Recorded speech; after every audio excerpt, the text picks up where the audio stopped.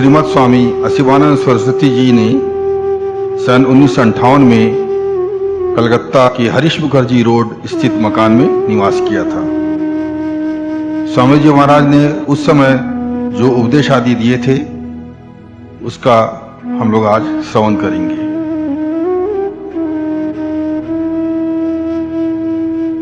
आत्मा अव्यक्त ब्रह्म है, इसे जानना होगा। ब्रह्म का ज्ञान होने से ब्रह्मत्व लाभ होगा। इसका ज्ञान किस प्रकार संभव है? अपनी बाह्य और आंतर प्रकृति को नियंत्रण करना होगा, उसे वश में लाना होगा, तभी आत्मा के ब्रह्म भाव का ज्ञान होगा। चाहे जैसे भी हो, आत्म साक्षात्कार और मुक्ति प्राप्त करना मनुष्य जीवन का चरम लक्ष्य है। नाना प्रकार के पद भी हैं और भिन्न भिन्न मत भी, पर एक पथ धरकर ही चलना है। आज एक पथ और कल दूसरा, इस प्रकार छोड़ा छोड़ी करने से तो सारा परिश्रम ही व्यर्थ हो जाएगा।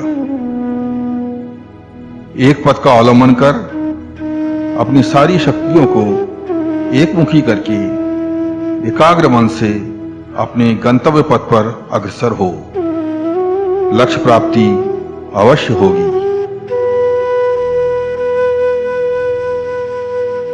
योग पथ में विश्वास होना अत्यंत आवश्यक है। निष्ठा और विश्वास के बिना किसी काम में सफलता नहीं मिलेगी। दृढ़ विश्वास करो, तुम्हें अवश्य प्राप्ति होगी। अपने को पहचानो, तुम्हारी आत्मा ही ब्रह्म है, इस सत्य को जानो। हमारे ऋषि मुनियों ने कहा है, हमने ईश्वर का दर्शन किया है। यीशु मसीह ने भी कहा है, हमने ईश्वर का दर्शन किया है। बुद्ध देव ने कहा है कि हमने सत्य का प्रत्यक्ष अनुभव किया है। जगत के सभी धर्मों की भित्ति सत्य ही है। इसकी प्रत्यक्ष अनुभूति के आधार पर ही सारे धर्म प्रतिष्ठित हैं। धर्मों के मूल में सत्य की अनुभूति ही है। इस अनुभूति की प्राप्ति का उपाय योग है। जो जिस पथ से चलता है चलने दो। तर्क या वाद विवाद अनावश्यक है। सभी पथों का उद्देश्य भगवान की प्राप्ति ही है। भगवान की प्राप्ति के लिए योग भी एक पथ है और यह पथ परिचित है।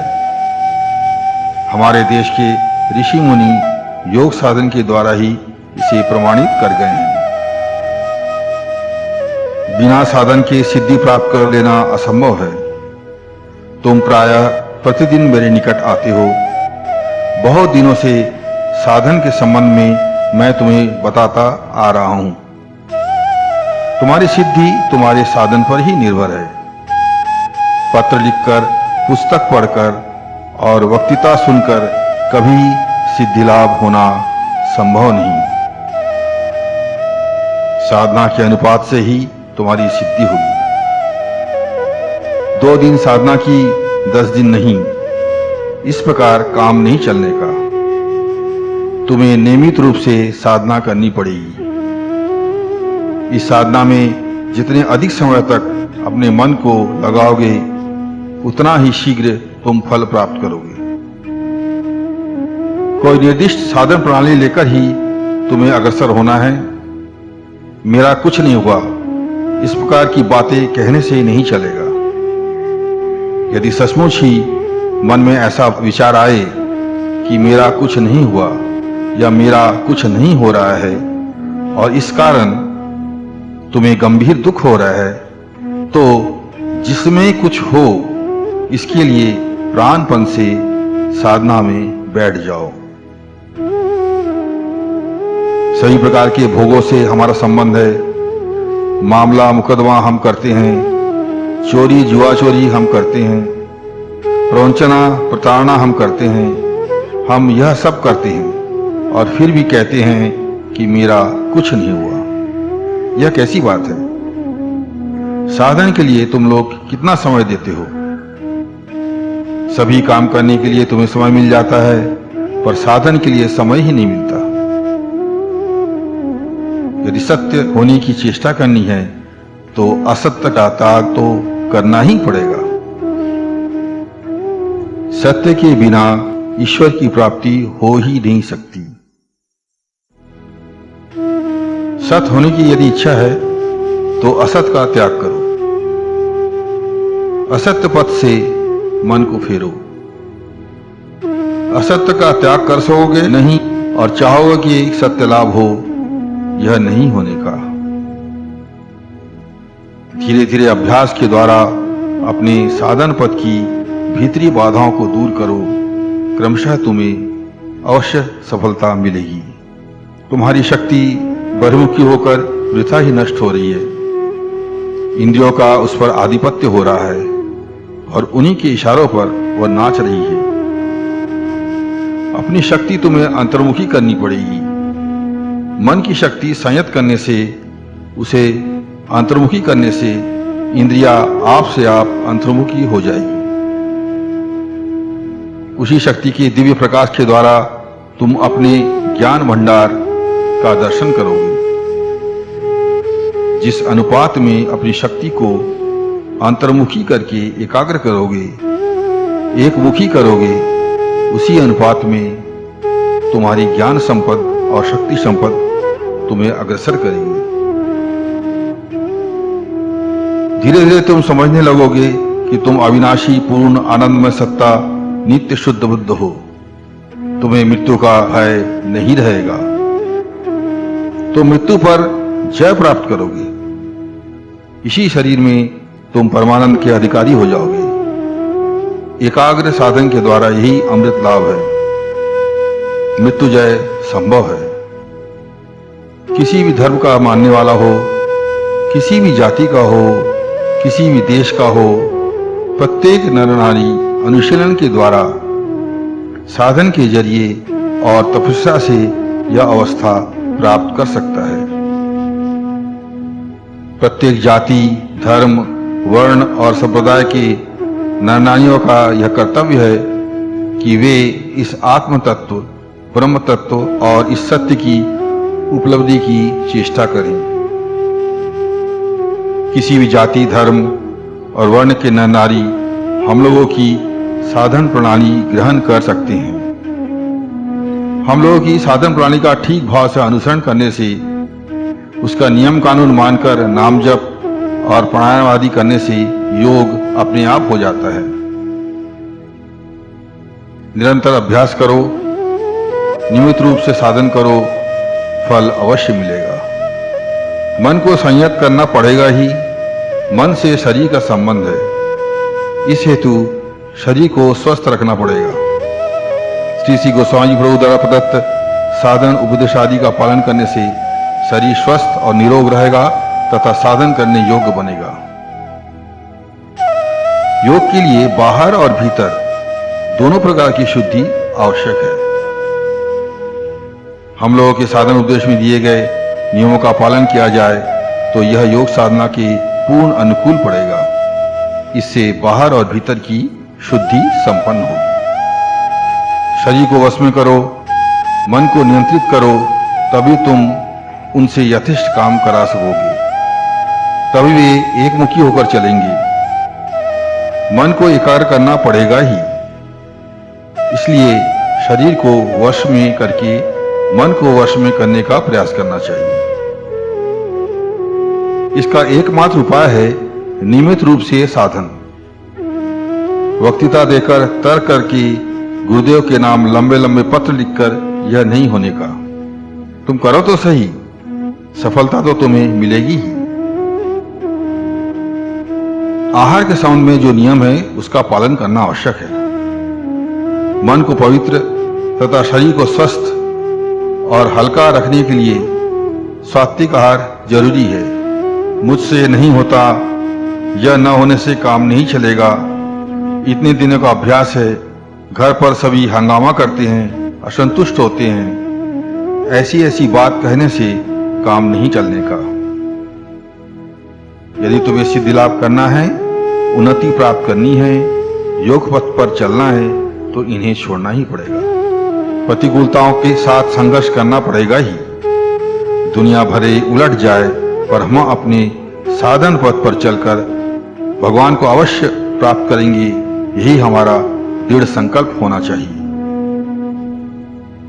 अधिक आयास श्रम जिस प्रकार हानिकारक है, उसी प्रकार अधिक कठोरता बरतना भी अच्छा नहीं। न अधिक भोजन करो, न अधिक उपवास। अधिक सोना भी अच्छा नहीं और उसी प्रकार अधिक जागना भी अच्छा नहीं। न दिन रात परिश्रम करते रहना ठीक है, न आलसी अकर्मण्य जीवन बिताना ही। सब कुछ नियमित रूप से करना चाहिए, पवित्र चित्त से, पवित्र भाव से, और नियम पूर्वक सब काम करो।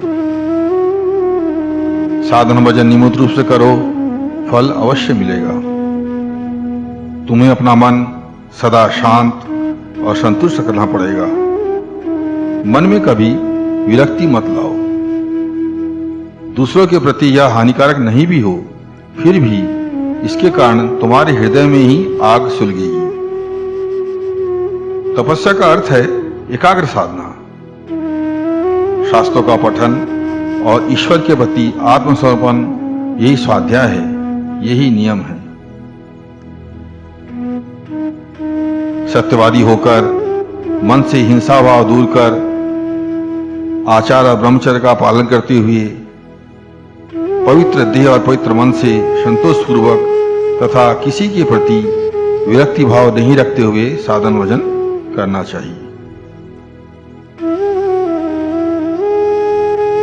साधन के लिए आसन का प्रयोजन है। जिस आसन से अधिक समय तक सुख से बैठ सकते हो, उसी आसन से बैठो। रोज एक ही आसन से बैठो। मेरुदंड सीधा रखो, छाती, गर्दन और मस्तक समान रखो।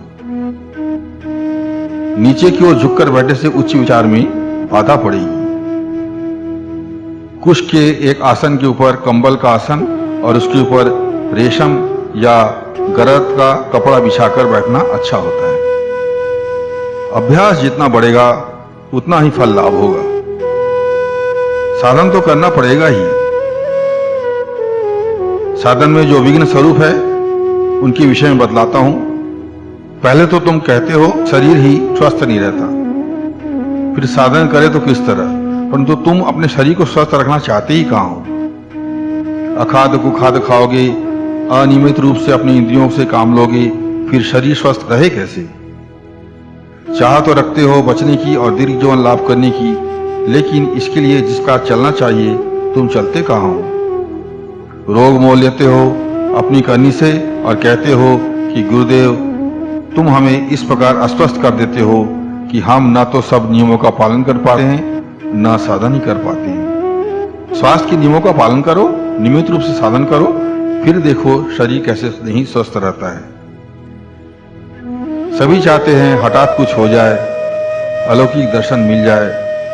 साधन करोगे नहीं, नियम मानोगे नहीं, दिन पर दिन आईने पर मैल जमाते जाओगे और कहोगे कि आईने में मुख तो दिखता ही नहीं। साधन के नियमों का पालन करने से आत्मा मलमुक्त हो जाती है। बहुत सारे लोग कहते हैं कि मन वश में नहीं आता। तुम जिस कमरे में साधन करते हो वहां आसन पर बैठो, साधन का कमरा पवित्र रखो। उस कमरे में बातचीत या आलोचना न करो। उस कमरे में अपवित्र भाव से मत घुसो और न अपवित्र अवस्था में उस कमरे में दूसरे को जाने दो। स्नान करके और शुद्ध होकर कमरे में भीतर जाओ। सिवा साधन के इस कमरे से और किसी प्रकार का काम न लो। प्रातः और संध्या 2 बार धूप, धूना आदि गंध द्रव्य जलाओ। साधन अथवा धर्म ग्रंथ पाठ कर सकते हो। इस प्रकार साधन करते करते उस कमरे में एक प्रकार की शक्ति का संचार होगा। उस कमरे में प्रवेश करते ही तुम्हारे मन में सद्भाव उदय होगा, मन शांत होगा। उस घर में जो भी प्रवेश करेगा उसका भी मन परिवर्तित हो जाएगा। उसके भीतर पवित्र भाव के प्रकाश से वह घर और उसके चारों ओर की अणु-परमाणु तक सत्वमय हो जाते हैं। इस प्रकार के घर के भीतर अपने आसन पर बैठकर सहज सुखासन से बैठकर साधन करो। जिस आसन पर बैठकर साधन करोगे उस पर किसी को बैठने नहीं देना चाहिए। यदि इस प्रकार कमरे की व्यवस्था नहीं कर सकते हो तो अपनी सुविधा के अनुसार साधन के लिए किसी अन्य स्थान की सुव्यवस्था करो। आसन पर बैठकर कुछ समय तक जिस प्रकार गुरु ने बतलाया है प्रणाम करो और बताई हुई विधि से नाम जप करो। विषय जब तक सामने है उसकी चिंता तो होगी ही। तुम्हें विषयों से अपने को मुक्त करना होगा। अंट संट फिजूल बातें न किया करो, तर्क भी ना करो, किसी के साथ वृथा बंधुत्व की चेष्टा ना करो, ना किसी से घृणा ही करो। जिसमें तुम्हारा मन पवित्र रहे, शांत रहे, उसी प्रकार के वातावरण की सृष्टि करके साधन करते जाओ। एक दिन में मन ऐसा नहीं होने का, परंतु समय पाकर वह अवश्य ही शांत होगा। मन को खास खास चक्र में स्थापित करके भी साधन कर सकते हो। आज्ञा चक्र में अर्थात दोनों भौहों के बीच में मन को स्थापित कर सकते हो। सिर्फ कहने से नहीं होगा, चालाकी करने से नहीं होगा। मैं अपने मन में समझूं कि मैं साधु हूं, मैं योगी हूं, और आगे इस बात को जाहिर करने के लिए कपड़ा लत्ता पहनकर बना बनाकर निकलूं, तो इससे तो भगवत दर्शन होना संभव नहीं है। बल्कि इस प्रकार का स्वांग तो हमें अधपतन की ओर ले जाएगा। प्राणपण से चेष्टा करनी पड़ेगी। भगवान को पाने के लिए सब कुछ विसर्जित करना पड़ेगा। एक पैसे के लिए हम अपनी जान दे देते हैं, पर भगवान को पाने के लिए हम अपना जीवन नहीं दे सकते। तब भला हमारी प्रार्थना किस प्रकार की प्रार्थना है? इस भाव से साधन नहीं होता, भजन नहीं होता। प्राणपन से साधना करने पर ही भगवान मिल सकते हैं। अकपट चित्त से कातर होकर प्रार्थना करने से और उन्हें आत्मसमर्पण कर देने से वे मिलते हैं। यदि हम सरल हो, अकपट हो, सत्य सेवी हों, उनके चरणों में सचमुच ही आत्मसमर्पण कर चुके हों, तो हमारी उनके प्रति एकाग्र चिंता उन्हें हमारे निकट खींच लाएगी ही। उनके संग हमारा मिलन होगा। प्रभु के संग मिलने पर हम आनंद सागर में रहेंगे। वह दिन अवश्य आएगा। तुम कह सकते हो कि जब सदगुरु ने भार लिया है तब वे ही तो जो करना करेंगे। बिल्कुल सही है कि सदगुरु ने तुम लोगों का दायित्व ग्रहण किया है। तुमसे तुम्हारे भोगों को भोगवा कर वे तुम्हें शुद्ध कर लेंगे। ऐसा तो वे करेंगे ही, निश्चय ही करेंगे। अतः यदि तुम लोग अभी कुछ नहीं करोगे तो डंडे खा खा कर एक दिन तुम्हें वैसा करना ही पड़ेगा। तो क्या यह बेहतर नहीं कि एक दिन जो साधन करना ही है उसे हम अभी से नियमित रूप से सहज और सरल भाव से करना शुरू कर दें। नाम करते करते भक्तों का मन प्राण सभी खो जाता है और उन्हें समाधि लग जाती है। वे तन्मय हो जाते हैं, अर्थात अपने को अपने उपास्य से मिला देते हैं। नाम करते करते उनका सब कुछ लय हो जाता है और जो मन रहता है वह तन्मय होकर कृतार्थ हो जाता है। यह भी एक प्रकार का योग है, भक्ति योग। राजयोग का लक्ष्य है भगवत प्राप्ति। अजपा जप के जरिए अपने आप कुंभक होने लगता है।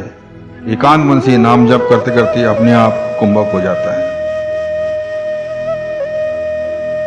केवल मुख से कहने से नहीं होगा, साधन करो। गुरुदेव सर्वदा तुम्हारी सहायता के लिए तैयार हैं। वे दूर नहीं हैं, तुम लोगों के निकट ही हैं। तुम उन्हें नहीं देख सकते, पर वे तो तुम्हें सर्वदा देखते रहते हैं। तुम उन्हें भले ही भूल जाओ, वे तुम्हें नहीं भूले हैं, भूल सकते भी नहीं। तुम्हारे उद्धार का भार ग्रहण किया है। तुम्हारे कल्याण के लिए ही, तुम्हारे उद्धार के लिए ही, तुम्हारी मुक्ति के लिए वे अपनी नींद खोए बैठे हैं। तुम जब कोई असत काम करते हो, किसी अन्य को व्यथा पहुंचाकर अपनी व्यथा की सृष्टि करते हो, काम क्रोध लोभ मोह मद मात्सर्य से अभिभूत होकर अपनी ही दुर्गति का नरक तैयार करते हो, तब उनकी दोनों आंखों से धाराएं बह निकलती हैं। तुम्हारे भीतर रहकर वे तुम्हें सावधान करते हैं, बार बार तुम्हारी विवेक बुद्धि को जागृत करने की चेष्टा करते हैं, परंतु तुम सुनते कहां हो। बाद में तुम रोते हो, हजारों बिच्छुओं के दंशन से तुम छटपटा रहे हो। गुरुदेव अदृश्य रहकर तुम्हारी सहायता करते हैं और इस बात की चेष्टा करते हैं कि तुम्हारी सुबुद्धि जागृत हो। तुम बार बार उच्छृंखल होते हो, बार बार क्षमा प्रार्थना करते हो, फिर भी तुम कुपथ पर चले जाते हो।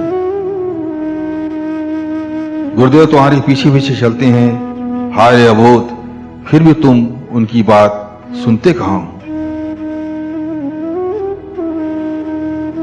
अभी भी समय है, तुम गुरु की बात मानो। भगवान का नाम लेकर भगवान के संसार में सेवक सेविका के रूप में उन्हीं का काम समझकर तुम सभी कार्य पवित्रता सहित, निष्ठा सहित संपन्न करो। निमित भाव से प्रतिदिन उनकी पूजा करो। उनके संग अटूट भाव से दाम का योग रखने से देखोगे नामी की कृपा तुम्हें सहज ही उपलब्ध होगी। मन को एकाग्र करो, उसके लिए प्राणपण से चेष्टा करो, तुम्हें इसका फल अवश्य मिलेगा। यदि किसी परिवार में सभी एक भावापन्न हो तो असुविधा नहीं होती। अनेक समय विभिन्न मनोभाव युक्त परिवार में भिन्न भिन्न सदस्यों के बीच साधन भजन करने में असुविधा होती है। इसे मैं स्वीकार करता हूं। जिन्हें असुविधा होती है वे खूब सवेरे ही उठकर साधन कर लें। यदि हमें कोई अमूल्य वस्तु प्राप्त करनी है तो उसके लिए कष्ट तो हमें जरूर ही स्वीकार करना पड़ेगा। हमें आलस का त्याग करना पड़ेगा। हृदय से तुम चेष्टा करोगे तो अवश्यमेव शक्ति प्राप्त करोगे। भगवान सदिच्छा युक्त हैं। जो नर नारी साधन का प्रयास करते हैं उनकी सहायता करने को वे सदा प्रस्तुत रहते हैं। खूब भोर में, रात्रि के चौथे प्रहर में भिन्न भिन्न लोकों से शक्तिशाली महात्मागण आकर साधन में लगे हुए नर नारियों की सहायता करते हैं। उस समय यदि तुम साधना बैठोगे तो उनकी कृपा दृष्टि प्राप्त करने में समर्थ होगे। मैं जानता हूं तुम लोगों में से बहुतों को गोसाई जी ने दर्शन दिया है और किसी किसी विषय के संबंध में साधन कौशल भी दिखा दिया है। मैं तो तुम लोगों का सेवक मात्र हूं। श्री श्री गोसाई जी ही गुरु हैं। उन्होंने तुम्हारी सेवा के लिए ही मुझे नियुक्त किया है। तुम्हारी सेवा के लिए मैं सदा ही प्रस्तुत हूं। तुम्हारी असुविधाओं को मैं जानता हूं। इस संसार में जो अशांति की आग जल रही है और जो परीक्षा तुम लोगों को देनी पड़ रही है उसकी जानकारी मुझे है। परंतु तुम लोगों को चुपचाप सब सहन करते हुए, दुख कष्ट झेलते हुए आगे बढ़ना है। अवस्था में परिवर्तन अवश्य होगा। बहुत तेरे विरुद्ध मत वाले इस साधन की ओर आकृष्ट हो चुके हैं और उन्हें साधन भजन करके लाभ भी हुआ है। मैं ऐसे शताधिक परिवारों को जानता हूं जो श्री श्री गोसाई प्रभु के साधन की घोर विरोधी थे। साधन प्राप्त व्यक्ति के प्रति निर्मम व्यवहार करने में भी वे कुंठित नहीं होते थे। पीछे चलकर वे ही परम भक्त हो गए हैं। गोसाई जी ने अनेक महापापियों का भी उद्धार किया है। दैत्य को देवता कर दिया है। तुम चिंता न करो। निष्ठापूर्वक साधन करने से, स्वयं एकनिष्ठ होने से तुम्हारे सामने की बाधाएं निश्चय ही दूर हो जाएंगी। तुम्हारे नियमित साधन करने से ही मुझे आनंद होगा और मैं स्वस्थ रहूंगा। तुम लोगों का मुझे प्यार करना उसी समय ठीक उतरेगा जब तुम लोग सचमुच स्वयं को ही प्यार करोगे। स्वयं को प्यार करने का अर्थ है अपनी आत्मा को प्यार करना, उसका मल धो डालना। उस मल के ऊपर मल डालकर तुम लोगों ने उसे ढक रखा है। साधन के जरिए उसे मलमुक्त करो। उसे पालन से सब कुछ पालोगे। श्री श्री गोसाई प्रभु द्वारा प्रदत्त साधन में संसार में रहते हुए संसार का सकल कर्तव्य सुष्ठु भाव से संपादित करते हुए तुम लोग उनको जान सकोगे। आज सभी जगह सांप्रदायिकता का वातावरण है। गुरु को लेकर, दल को लेकर कलह होता ही रहता है। बहुत जगह तो मामला मुकदमा तक हो जाता है। धार्मिक जगत में इससे बढ़कर दुख का विषय और क्या हो सकता है। हम लोगों का मार्ग भिन्न भिन्न हो सकता है, परंतु हैं हम सभी एक ही पद के यात्री। विभिन्न भाव लेकर विभिन्न पथ से हम चल रहे हैं, पर हम सभी लोगों के बीच आपस में एक प्रेम योग का सूत्र रहता है। जिसे तुम प्यार करते हो उसे मैं भी तो प्यार करता हूं। उस प्रेम का, उस प्यार का पात्र तो बस एक ही है। हम भिन्न भिन्न संप्रदाय के रूप में भिन्न भिन्न देश में रह सकते हैं और विभिन्न पथ से यात्रा कर सकते हैं, परंतु हम सभी केवल एक ही प्रेम में बेसुध होकर दौड़ते चले आ रहे हैं। हम सभी एक ही तीर्थ के यात्री हैं, हम सभी सतीर्थ हैं, हम सब भाई बहन हैं। हम लोग आपस में विवाद या एक दूसरे की निंदा करने में अपना अमूल्य समय नष्ट न करें, अपनी आत्मा को कलुषित न करें। इस यात्रा पथ में हम आपस में एक दूसरे की सहायता करेंगे, एक दूसरे से आपस में मिलकर आनंद करते करते गले मिलते हुए आनंद धाम में जाएंगे। तुम लोग से मेरी विनीत प्रार्थना है, तुम लोग सब दलबंदी भूलकर, सब विवाद छोड़कर, सब प्रभुत्व स्पृहा त्याग कर आपस में प्रेम भाव से मिल जाओ। तुम चाहे किसी भी धर्म के मानने वाले हो, किसी भी जाति के हो, किसी भी संप्रदाय के हो, मेरे पास किसी भी समय आकर मेरी सेवा प्राप्त कर सकते हो। सभी समाज मेरा समाज है, सभी धर्म मेरा धर्म है और सभी संप्रदाय मेरा संप्रदाय है। मुझ में किसी का कोई विवाद नहीं, मैं तुम लोगों का सेवक हूं। सभी जाति, सभी धर्म, सभी वर्ण और सभी संप्रदाय के लोगों को मैं हृदय से लगाने को प्रस्तुत हूं। सभी लोगों के भीतर नाना प्रकार से भगवान जो लीला कर रहे हैं, उनके भीतर उसी लीलामय का दर्शन कर मैं आज सभी लोगों के प्रति अपनी दुलार, प्रेम, प्रीति, श्रद्धा और प्यार प्रकट करता हूं। हम लोगों ने विभिन्न जीवन के विभिन्न सुरों से जिस महान मंत्र के बीच एक विशिष्ट स्थान प्राप्त किया है, वह सबका समन्वय करके एक महासंगीत की रचना द्वारा विश्व को कृतकृत्य करें। आज मैं अपने दीन हृदय से भूलुंठित होकर प्रणति निवेदित करता हूं। हरिओम हरिओम हरिओम। गुरु ओम गुरु।